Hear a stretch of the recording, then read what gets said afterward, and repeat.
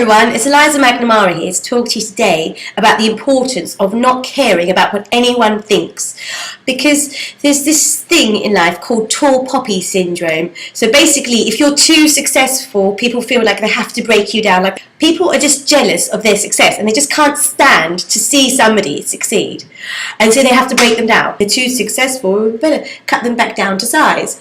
And this happens so much in life. So much, depending on who you associate with. If you associate with the right people, they'll try and lift you up, won't they? Because they care about you, they love you, they want to see you succeed, they want to see you doing well. They love to see you doing well because they care about you. But then you get people who try and bring you down, and some people do it indirectly. They won't actually come out and say what they really want to do, and they won't directly try and do it. They'll try and say it in a nice way, and that's the most damaging kind of criticism you can get, when somebody criticizes you in a way that doesn't make it obvious, because they try and act like really they care, but you can see that really they're trying to drag you down. And if you are a successful person and you've overcome obstacles to get to where you are, you'll understand exactly what I'm saying. Like, for instance, you get people on YouTube, I've noticed the ones who leave horrible comments don't have any videos on their channel. And it's like, oh, that's interesting. If I had a video, then I might take what they said a bit more seriously, but there's nothing there. Absolutely nothing. What does that tell you? They don't have the guts to get up there themselves. It's like if you're at a seminar and somebody is heckling the person on the stage. I bet you any money the person who is criticizing the person on the stage, whether it's at a seminar or wherever it is, the person who's criticizing the person on the stage does not have the guts to get on that stage themselves. And because they don't have the guts to get on that stage themselves, they sit there on the sidelines and they watch and they judge and they criticize. But that person is really impressed. Because if you feel the need to comment on what somebody's doing and make a big fuss about what somebody's doing, like, obviously you must be impressed, because otherwise why would you go to such great lengths to say anything? What would be the point? What do you get out of it? What's in it for you? You know, like, if people were not impressed by you, like if you are being criticised by somebody at the moment and you feel it's unfair or unjust, don't worry about what they're saying, because you know that if they really thought what they thought, like if they really thought negatively about you, like that negatively, they wouldn't feel the need to try and bring you down. The fact is, people are intimidated by people who are successful, and they feel the need to either lift them up if they're that kind of person, if they're confident enough within themselves. But if somebody's not confident enough within themselves and happy enough within themselves, then they'll try and drag other people down when they see them succeeding.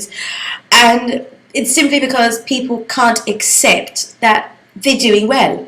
Good on them, it's fantastic. It's how many people gain value from using it. We have freedom of choice here, and this is something which people don't like to admit, and then they start blaming Google or Facebook or anybody because they don't want to take responsibility for their own actions.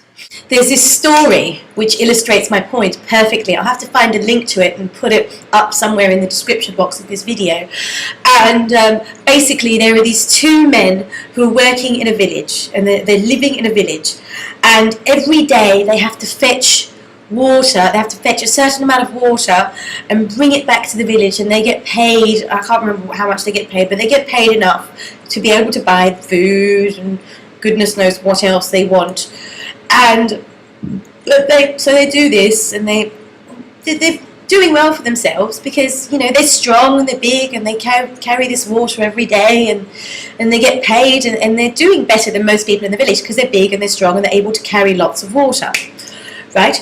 And what happens is, one of these men has a genius idea to build this thing which gets the water to run automatically from the well to the village.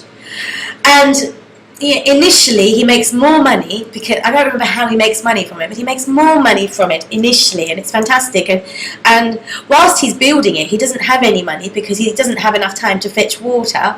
So he makes those sacrifices, and he does what he has to do to make those sacrifices. So basically, he's built this thing, and now everybody's got more water, haven't they? And so everybody's got more water and everyone's happy and they pay him more, but then what happens? They get jealous. And then, I don't remember exactly what the ending is to this story, but basically they steal what he built, because it's his, right? He built it. He put his blood, sweat and tears into it, right? So he built it, and then everyone goes, oh, actually no. No, you can't have it anymore. It's ours now. We can't give you all that money for it anymore. I don't remember exactly what the ending is, but basically they stuff him up. I'm not going to swear, but they stuff him up and they steal what he built. That's basically what it is. They're stealing what he built. If somebody puts blood, sweat and tears into building something, they should be reimbursed for putting that blood, sweat and tears in. And it's 23 hours. How can anybody have the right to take that away from somebody who has worked so hard for it?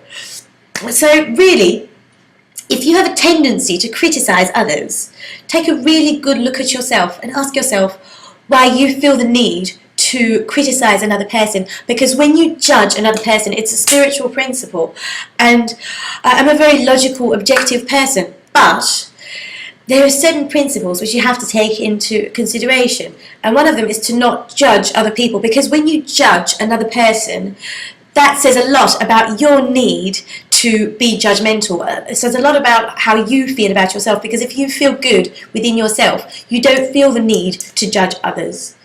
If you feel the need to judge, the more you feel the need to judge others, the more you know you've got an issue within yourself which you need to fix. And we don't realise this, and then somebody who is impressed by us, we don't realise they're impressed by us, puts us down, and we think that they're doing it because we've done something wrong or we're not good enough or whatever, and we blame ourselves. Not because we're not good enough, it's because they're impressed and they're intimidated and they don't know what to do. They don't have enough self-worth. They don't have enough self-belief. So what do? They try and tear you down.